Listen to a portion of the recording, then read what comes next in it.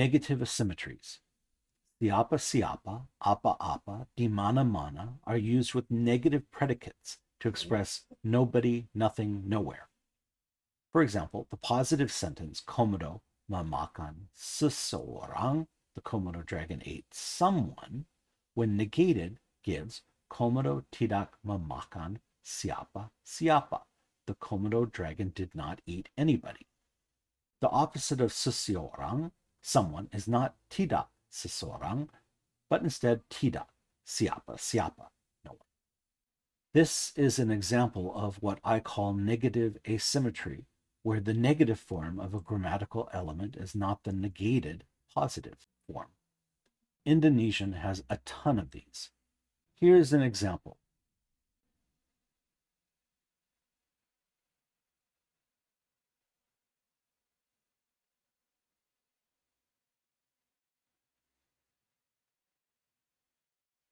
Here's an inventory of indefinite pronouns. As an example, for body, we have anybody, siapapun, or the formal barang siapa, but only as a subject. Somebody is seseorang. Everybody can be semua orang, semuanya, setiap orang. Which person could be orang yang mana, and nobody as a subject, tidak ada seorang pun, and the object is tidak siapa siapa, the negative asymmetry. The point buried in the tables above is that negative asymmetry is yet another example of the uncanny rapport between Indonesian and English, despite the fact that they have different origins. Learners who speak English should be able to come to grips with this topic by simple word-for-word replacement. Nevertheless, here are some key wrinkles. The negative saja pun form is used instead of the duplicated form when it relates to a negative noun phrase instead of a negative non-noun phrase predicate. Example 1a, mereka tidak memberikan bantuan apa-apa sounds odd because bantuan is a noun. Preferably, you say, mereka tidak memberikan bantuan apapun. They didn't give any help. Relatedly, satu pun plus measure word combine with nouns not just as satu noun pun, measure word noun pun, but also combinatorially. Example 1b, para pelayan tidak mengatakan satu kata pun. The waiters did not say a single word. Pun goes after nouns, so satu kata pun is pretty good. Sepata, the measure word, kata pun is pretty good, but all the others are fine too. Kata satu pun, sepata pun, etc. Pun can replace saja for all question words except kapan and berapa. Conversely, saja can generally replace pun. Barang siapa, anyone, is the formal equivalent of siapa saja, siapa pun. Barang apa, anything, is the formal equivalent of apa saja, apa pun. Barang siapa, barang apa can only be used as a subject, not an object. They're formal. They're usually followed by yang relative clauses. Example 2, barang siapa yang berani dipersilakan ke Pulau Komodo.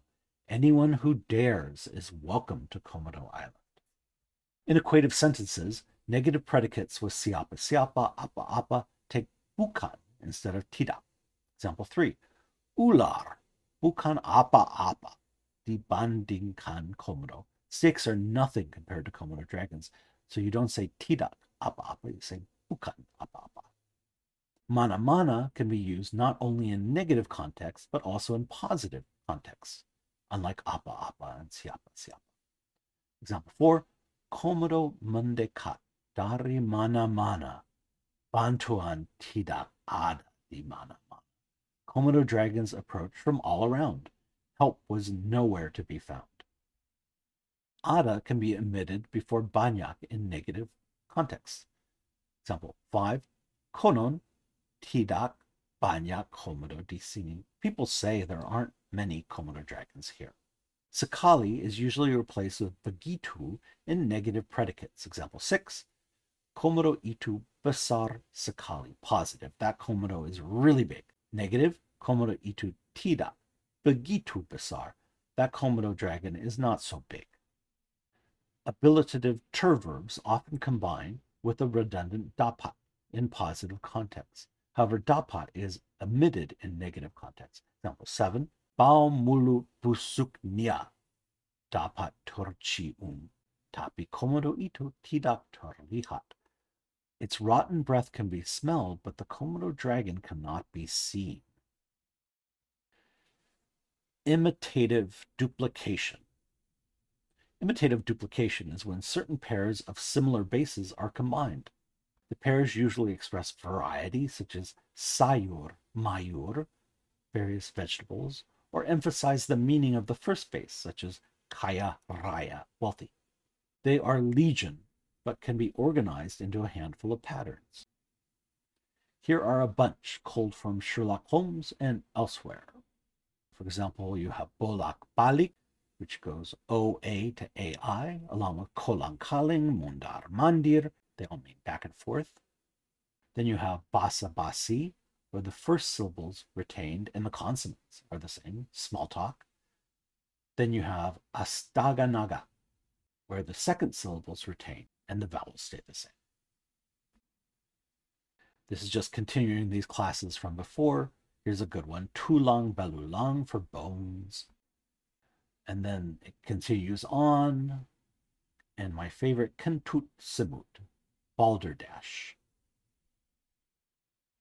Most of the examples in the table above are adjectives or hybrid adjective adverbs. Since the affix system primarily only makes verbs and nouns, perhaps Indonesian resorted to imitative duplication to extend the meanings of adjective bases.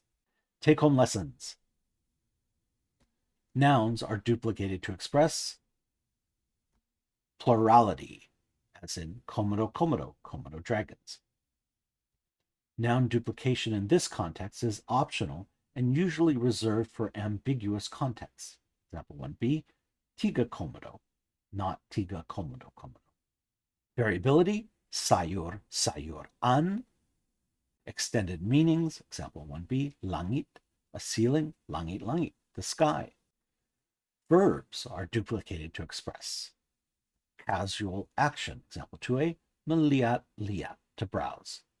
Reciprocal action, 2b, berpukul-pukulan, to hit each other. Gerund-like nouns, 2c, tawar, menawar, haggling.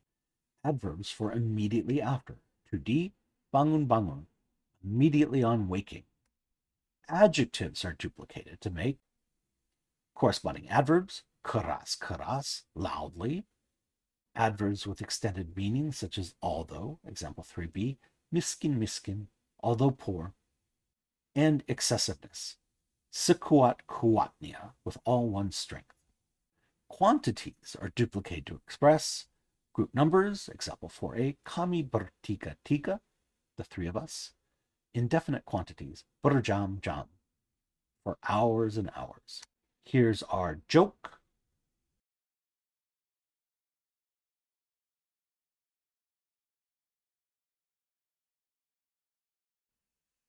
Grammar. This series of video presentations includes original material that illustrates key concepts in Indonesian grammar.